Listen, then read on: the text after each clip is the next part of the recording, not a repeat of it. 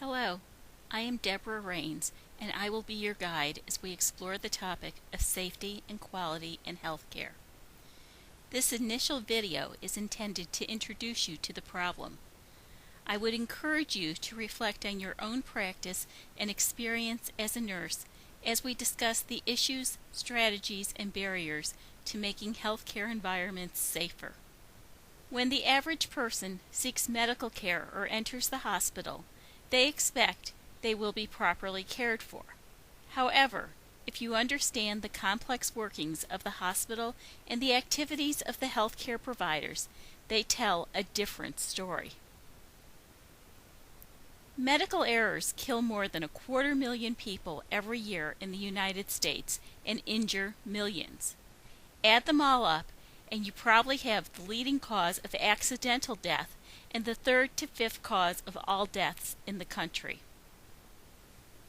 According to a study led by Dr. Leap of the Harvard School of Public Health and a leading scholar in the area of healthcare errors, deaths from medical errors surpass the number of deaths from motor vehicle accidents, falls, drowning, and even commercial airline crashes. In the past, accidents were thought to be a result of human error. In other words, people caused accidents, and if healthcare providers worked harder and worked more carefully, errors would be decreased. However, healthcare providers do not head off to work in the morning thinking, "Today I will make an error." But they happen. The question becomes, what can we do to make the complex and dynamic settings where healthcare providers work safer? Today, we recognize that accidents are a result of failure to manage risk in dynamic settings. This is known as the Swiss cheese model. As illustrated in this image, errors are a result of successive levels of failures or holes in the defenses, barriers, and safeguards that lead to an accident or an adverse event. We rarely hear of deaths or injuries that result from medical errors.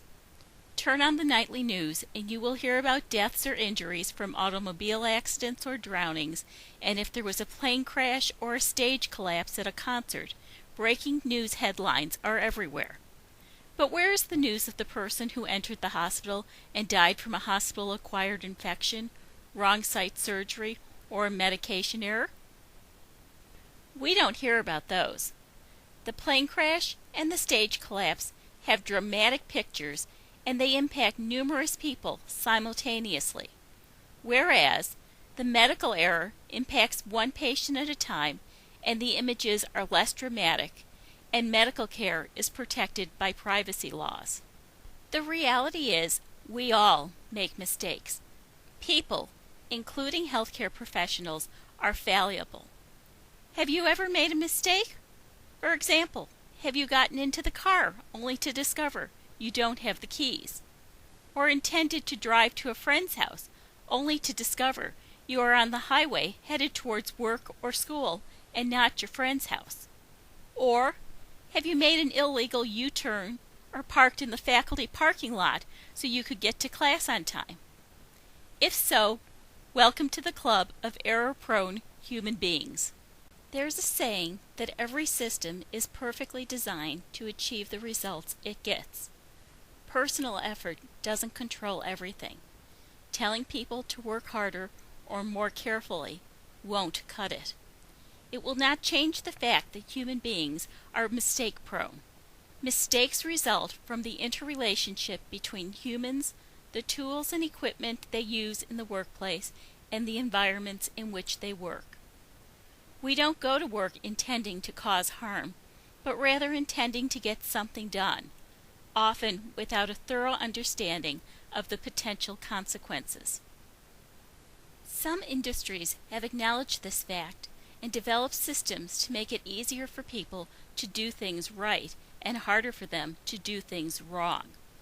For example, the automatic teller machine at your local bank.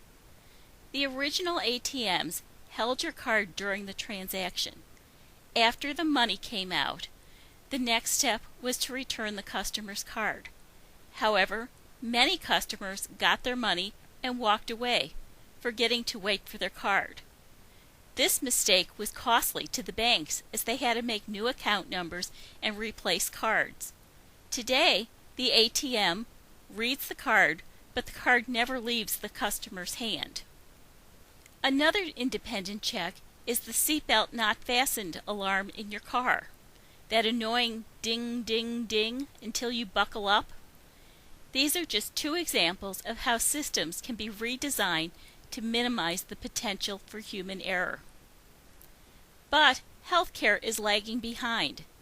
At the same time that the complexity of the available technology is increasing, the lack of systems to address the fallibility of human healthcare providers needs to be addressed. Let's take a quick look at some of the errors that have occurred in the healthcare setting. This is not an all-inclusive list, but just an overview. Errors in performance and not following procedures resulted in the death of this young man on the day he was scheduled to be discharged from the hospital. He was sitting upright when the nurse removed his central line and chest tube. She covered the hole in his chest with gauze. Air entered the wound, formed bubbles in his blood, resulting in an embolism that cut off blood flow to his major organs. He should have been laying down, and the nurse should have used an occlusive, airtight dressing on the chest tube wound. Wrong side surgery, such as the child who had a wandering right eye, but the surgeon cut into the left eye. According to the mother, the surgeon said she lost her sense of direction and didn't realize she had operated on the wrong eye until after the operation. Or the patient who is scheduled for a right knee replacement and wakes up with a bandaged left knee. Wrong connections. This baby had a feeding tube in her stomach and a central line in her chest. The nurse accidentally placed the feeding formula and medications intended for the feeding tube into the central line.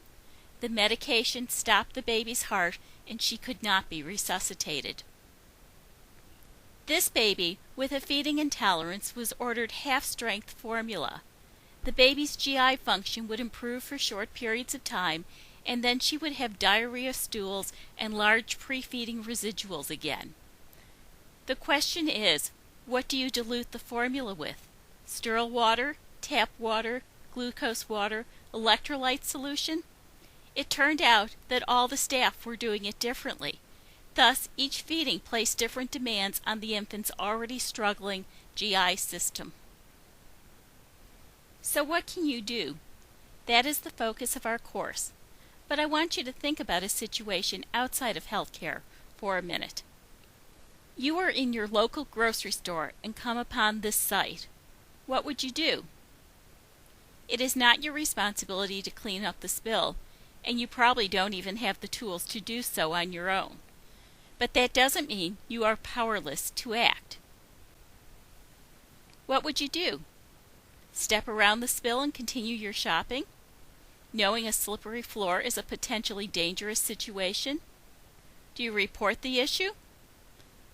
But you're in a hurry, or simply you don't want to be bothered. You may assume someone else will make the effort to report it. Or, if you saw an employee inadvertently spill the milk, you may assume he or she will clean it up, and of course you don't want to get that person into trouble.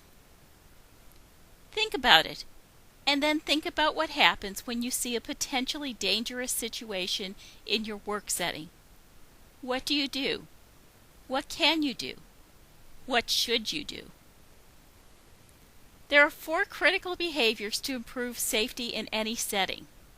Follow safety protocols, speak up when you have a concern, communicate effectively, and take care of yourself. Over the next weeks, we will be exploring and discussing the behaviors and strategies necessary to design safe systems, to prevent errors, and to enhance and measure the quality of care patients receive from nurses and other healthcare providers. I hope you enjoy the journey, and I look forward to working with you.